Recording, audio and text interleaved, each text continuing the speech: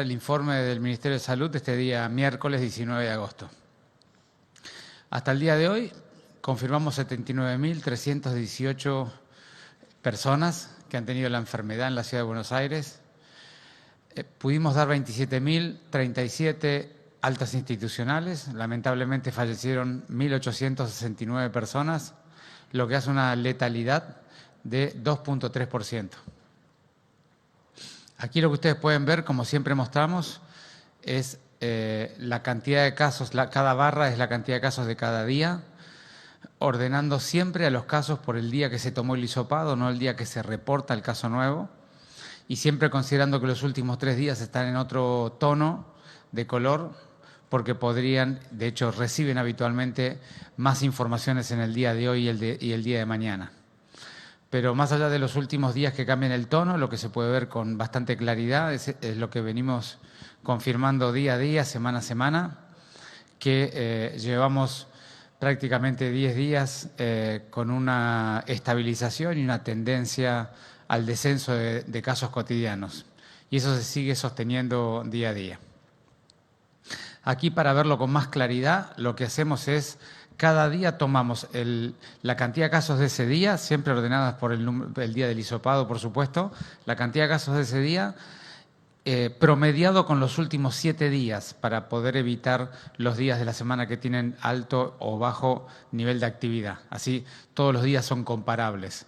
Cuando hacemos el promedio de los últimos 7 días, cada día, lo que vemos con toda claridad es que desde el día 7 de agosto, es decir, hace 10 días, como pueden ver ahí, estamos siempre debajo en descenso, digamos. Cada día del 7 de agosto hasta esta parte, un promedio de casos por día menor al día anterior. Y eso se ve muy fácil en la curva que tienen allí, que es el porcentaje de ascenso o descenso del número de casos en relación al día anterior, siempre con una raya horizontal que está por el medio que marca el 0. Y fíjense, como yo les decía, que desde el 7 de agosto para esta parte, esa raya siempre está debajo del 0, tomando en consideración que los últimos 3 días están con otro tono de color, porque podrían modificarse algo en los próximos días.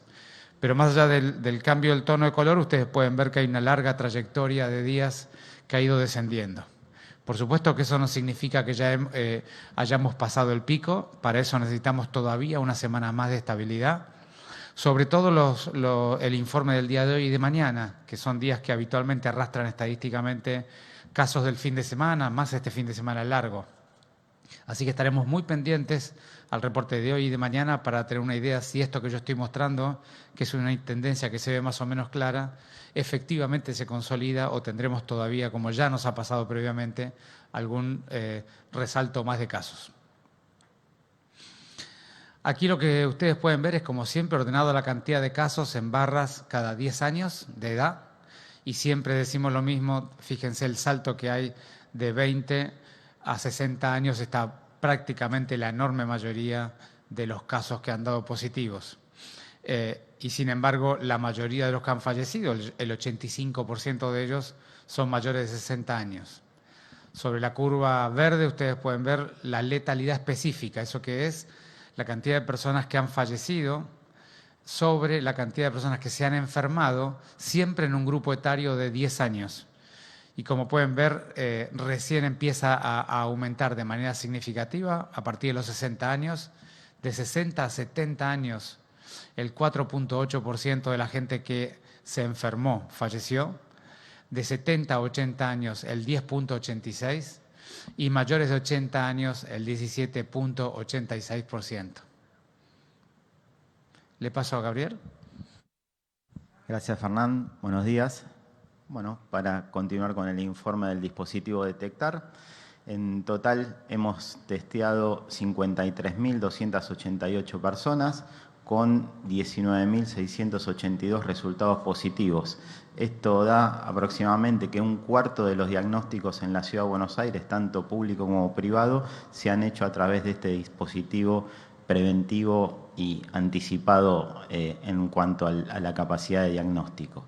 Como vemos en el mapa, estamos cubriendo el 87% de los lugares donde se representaron los casos. El resto que queda de la ciudad son lugares de baja densidad donde representan el 13% de los casos. Dado estas características de la distribución, lo que hemos definido que para los próximos lugares a trabajar con el dispositivo vamos a volver a aquellos que todavía representan focos importantes de casos, como lo son Valvanera, Almagro y Palermo, por lo cual el sábado vamos a volver al barrio que iniciamos con el dispositivo en el resto de la ciudad, que es Valvanera. Vamos a trabajar hasta el viernes en el dispositivo de Parque Patricios. En total tenemos cubiertos 38 barrios de la ciudad. En cuanto a la curva de casos vulnerables, en total hemos diagnosticado 14.604 personas con 9.731 altas institucionales, arrojando una tasa de letalidad de 1% con 165 fallecidos, teniendo una estabilidad ya hace varias semanas, como vemos en la curva de la derecha, de los casos que vamos diagnosticando día a día. Continuamos con Paula con el informe de geriátricos. Gracias, Gabriel. Buenos días. Bueno, como ustedes saben, un subgrupo muy vulnerable para esta enfermedad son aquellas personas que viven en las residencias geriátricas por las características de la institución cerrada y además por el alto grado de dependencia que estas personas tienen, por lo cual es un lugar donde hacemos una búsqueda activa, siempre a partir de un caso confirmado. Realizamos hisopado a los convivientes de ese lugar y llevamos realizados un total de 8.284 hisopados a estas personas, de los cuales 3.568 fueron positivas, es decir, que tenían la enfermedad. Y lamentablemente de estas personas han fallecido 439. Bueno, en relación a las PCRs totales realizadas en la ciudad de Buenos Aires, tenemos 318.623 personas testeadas. Esto representa un 64% de los residentes de Cava. Perdón, en realidad quise decir que de las 318.623, 64% son de residentes de Cava. El 42% la tasa de positividad de estos residentes, lo que da una tasa de test de PCR sobre 100.000 residentes de la ciudad de 6.596. Bueno, otra estrategia que llevamos adelante es la que realizamos test serológicos, el test rápido, al personal esencial, sobre todo aquellos que trabajan en los efectores de salud, en los geriátricos, las fuerzas de seguridad. También incluimos a desarrollo humano y transporte y llevamos realizados 344.544 test. Estos se realizan semanalmente con esa periodicidad a fines de poder detectar tempranamente la presencia de anticuerpos. 13.588 test serológicos fueron positivos. A estas personas les realizamos el hisopado, de los cuales 4.085 presentaron una PCR positiva. Esto da una tasa de test serológicos realizados sobre 100.000 habitantes de la ciudad de Buenos Aires de 11.484. Fernán, para cerrar. Gracias. Bueno, seguimos insistiendo y solicitando la colaboración de toda la ciudadanía, tanto para la donación voluntaria de sangre como de plasma de las personas recuperadas de esta enfermedad de COVID-19. Para ello, para la donación de sangre pueden consultar en buenosaires.gov.ar/donasangre. Allí tienen toda la información de quiénes son candidatos, de los lugares donde se pueden donar en todos los hospitales y también los lugares donde están nuestras 4 postas, la posta de Belgrano, Caballito, Barracas y Montserrat.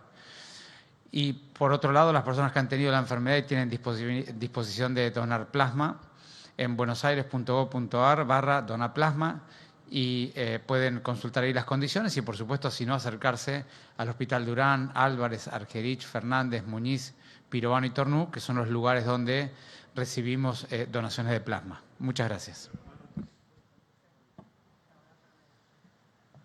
Buenos días, ministro. Marcelo de Leo, Radio La Red. Bueno, vuelvo sobre los primeros gráficos que usted mostró. Ahora sí, lo que yo veo al menos es un lugar donde hay un pico y después hay un descenso. Yo entiendo que usted me está diciendo que hay que esperar para poder confirmar esta situación. Entonces, pregunto un par de cosas en base a eso. Una es, ¿lo que está esperando tiene que ver con el último feriado con buen clima, más una marcha y ver qué impacto tuvo sobre estas curvas o qué otras cosas es lo que está esperando? Y en caso de que se confirme que la ciudad haya pasado su pico y esté en un franco descenso, o en un descenso, no sé cuán franco, digamos, ¿no?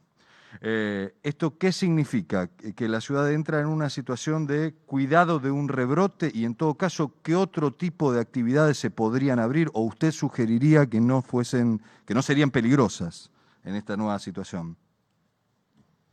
Bueno, el tema de la descripción epidemiológica, yo te diría, no tanto las actividades del fin de semana, porque esos en general tienen impacto 10 o 15 días después. Nosotros lo que tenemos observado es que por diferentes mecanismos, algunos de la propia consulta de la ciudadanía, otros de los tiempos del fin de semana, el cargado de datos durante la semana, de datos que ocurrieron el fin de semana, ha pasado durante toda la serie que los primeros días de la semana se recuperan casos que ocurrieron el fin de semana. Entonces siempre en el medio de la semana los reportes de casos son un poquito más altos. Y dado que hubo un fin de semana largo con 3 días, esto podría incluso ampliarse. Ya nos pasó en algún fin de semana que luego de un fin de semana largo se ampliaron los casos. Así que un poco lo que nosotros queremos ver es una caída sostenida. Si bien la caída es pequeña, porque vos ves que cada día va cayendo de manera pequeña, pero se ve durante los 9 o 10 días de manera consistente. Entonces, si eso ocurriera durante toda esta semana que estamos corriendo, yo diría que es una situación extremadamente sólida, contundente para decir estamos descendiendo. Al día de hoy todavía faltan unos días para estar seguro de ello. Y de allí mi comentario. Por otro lado, lo que observamos y lo que esperamos, así como dijimos siempre, faltan unas pocas semanas para poder empezar a descender. Lo que esperamos y observamos es que el descenso de la ciudad sea lento, no va a ser un descenso pronunciado y rápido. De manera que esperamos una curva de descenso paulatina y lenta. Y si eso fuera así, lo iremos viendo semana a semana, por supuesto que toda la estrategia que ya el jefe de gobierno presentó de desandado progresivo en 6 etapas, iremos acompañando la evolución epidemiológica. Así que qué otras cosas y qué cosas tienen menos riesgo están todas declaradas en nuestro plan de gobierno. Iremos agregando etapa tras etapa en la medida que seamos capaces de hacerlo y, como siempre decimos, progresivo, paulatino y prudente, mirando cada semana la evaluación epidemiológica, viendo qué resultado, qué impacto tienen esas medidas y rápidamente respondiendo si el impacto nos indicara que tenemos que responder. Es la misma estrategia que venimos presentando hace semanas y la vamos a seguir sosteniendo y observando la evolución de la epidemiología de la ciudad. ¿Qué tal? Buenos días, ministro Ferrán, funcionarios, Fabián Waldman de FM La Patriada. Ayer hubo una conferencia de prensa de miembros de la docencia de la ciudad y al mismo tiempo también otra que incluía, aparte, ¿no?, entre otros, al exministro de Educación de la ciudad, Mariano Narodowski, también Carlos Torrondel de la UCA, Guillermo Tiramonti de Flaxo. En ninguna de ellas se aprobaba la vuelta a clases, de ningún tipo, fundamentada específicamente en las situaciones que se vivieron en otros países y la inseguridad de que esto sea justamente seguro. La pregunta sería si continúan con la propuesta de llevar adelante la incorporación de estos 5.100 chicos que ustedes tienen detectados y hacerlos llegar a las escuelas que ellos denominan ciber. Bueno, nosotros vamos a seguir dialogando y construyendo un consenso, tanto con el Ministerio de Educación de la ciudad como el Ministerio de Salud y Educación de la Nación, sobre cuál es la mejor estrategia para lo que es el proceso educativo, el neurodesarrollo, la socialización y la salud mental y de la esfera psicológica de los niños. Decididamente creemos que el paso número 1 tiene que ser acercar el Estado a estos niños que hemos perdido el vínculo entre la escuela, y la familia y el niño, y desde acercar el Estado a esos niños comprender el contexto y el escenario y los motivos que llevaron a ese distanciamiento. que seguramente serán múltiples como todos los fenómenos sociales que son complejos y multidimensionales. Entonces, desde el diagnóstico real de qué fue lo que ocurrió por el cual perdimos ese vínculo, proponer las soluciones. Y sin ninguna duda, algunas soluciones partirán del desarrollo escolar, otras soluciones partirán de otro lugar. Pero vamos a seguir trabajando, insistiendo, porque creemos que para eso ese es el objetivo número 1 del Estado. Es nivelar las oportunidades, estar cerca de los que más necesitan y sobre todo con los más vulnerables. Así que esa va a ser nuestra política pública. Hola, ¿cómo les va, doctores? Ministro, buen día. Marcela Ojeda, de Radio Continental. Ministro, ¿ustedes desde el Ministerio observan algún sector de la sociedad que sea más propenso a propagar el contagio del virus? ¿Alguna franja etaria que hoy día a ustedes les esté preocupando de acuerdo a lo que están viendo, incluso con el programa Detectar en los diferentes barrios y las diversas comunas? Y por el otro lado, usted ya dijo al comienzo de esta exposición que cerca de 79.000 porteños han transitado, están transitando la enfermedad. Eso significa que el 3% de los habitantes de la ciudad de Buenos Aires estuvieron con coronavirus. Sí, la tasa de confirmación por PCR es esa que vos estás comentando, Marcela. Y luego lo otro es muy importante lo que decís, porque eso es un elemento esencial en la comprensión de la epidemiología de esta enfermedad. Y digamos, esta es una enfermedad que inicialmente y todas las ecuaciones matemáticas asumían como que es una enfermedad de distribución homogénea, como han sido la mayoría de las enfermedades virales en la historia. Y lo que hemos aprendido en este tiempo es que esta es una enfermedad bien heterogénea. Ya hay unos reportes de hace como 2 o 3 meses que hablaban sobre que el 10% de las personas que se enfermaban eran responsables, eran los que contagiaban al 80% de los nuevos enfermos. Es decir, que no era que ese famoso R, si el R fuera de 2, no es que cada uno de nosotros contagiamos a 2, sino algunos contagian a 10 y otros no contagian a nadie. Esa heterogeneidad es muy importante comprenderla porque es parte esencial del comportamiento epidemiológico. Y por supuesto que hay eventos superpropagadores, es decir, hay esos eventos cerrados, las fiestas donde hay, consumo de alcohol o se comparte el mate o la bebida, o está muy poco ventilado el lugar. Son lugares, eventos, lo que se llaman superpropagadores. Y también hay personas superpropagadoras que están en estudio, la biología, si es una cuestión de cómo hablan, si es una cuestión de cuántas gotitas se emiten mientras hablan, en fin. Esos son temas que todavía están en estudio. Pero sí lo que se sabe que un subgrupo de la sociedad es la que más distribuye el virus entre el resto de la sociedad. Así que, y en ese sentido, parte de lo que se está viendo ahora, sobre todo en los reportes europeos, es que el subgrupo entre 15 y 30 años es un subgrupo que naturalmente tiene más actividad, tiene menos nivel de riesgo, tal vez menos nivel de conciencia y por lo tanto son un subgrupo que son un poquito más distribuidores de la enfermedad. Eso es lo que se está viendo ahora en Europa y por supuesto que también esos datos se replican acá en algún sentido. Buen día, ministro. Buen día al resto de los funcionarios también.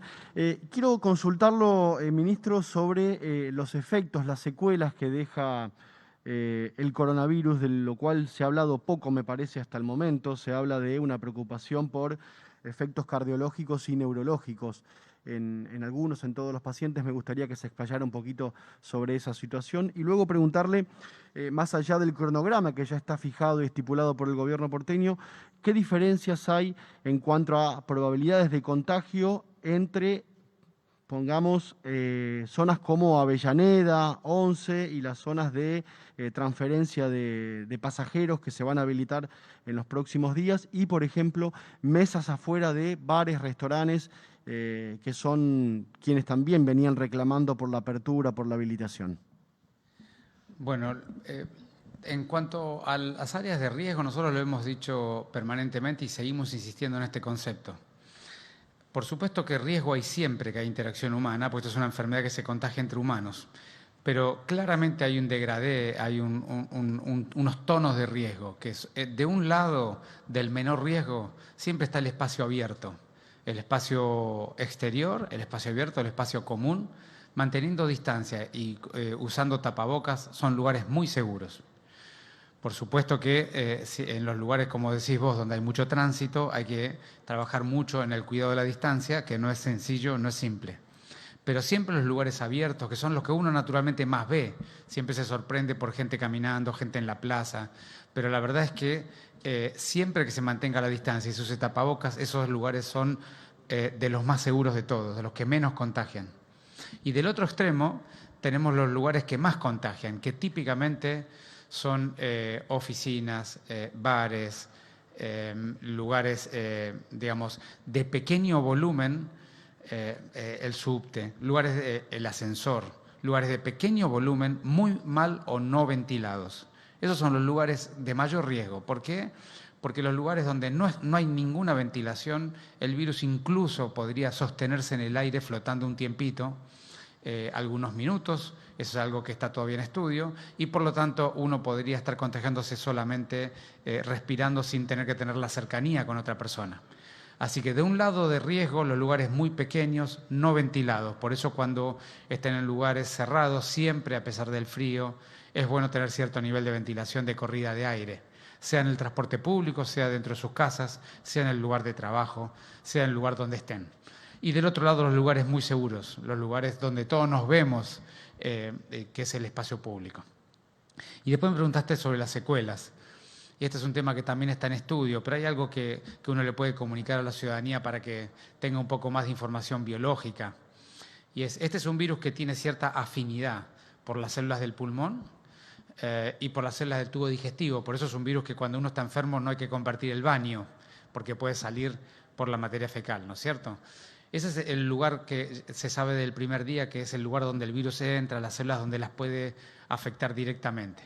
Y luego últimamente se ha demostrado inicialmente que es un virus que puede también enfermar a las neuronas, al sistema nervioso, y de hecho por eso es que uno puede perder el olfato y el gusto temporariamente, porque se genera cierta inflamación en las neuronas que se ocupan de esos sentidos.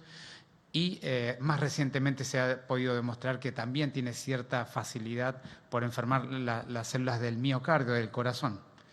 Así que en todo lugar donde el virus inflama y genera cierto nivel de daño temporario, por supuesto que potencialmente podría dejar alguna secuela en el largo plazo, ya sea en el pulmón, en el tubo digestivo, en las neuronas o en el corazón. Desde ya que la mayoría de las secuelas que ha dejado hasta el día de hoy son las vinculadas a la enfermedad pulmonar, sobre todo las personas que han tenido que ser ventiladas con respiración mecánica en la terapia intensiva. Y el resto de las secuelas parecen ser mucho menos frecuentes, pero ya hay algunos reportes que demuestran que puede haber alguna secuela efectivamente en estos lugares donde yo les dije, pero son secuelas poco frecuentes que están siendo estudiadas en la actualidad.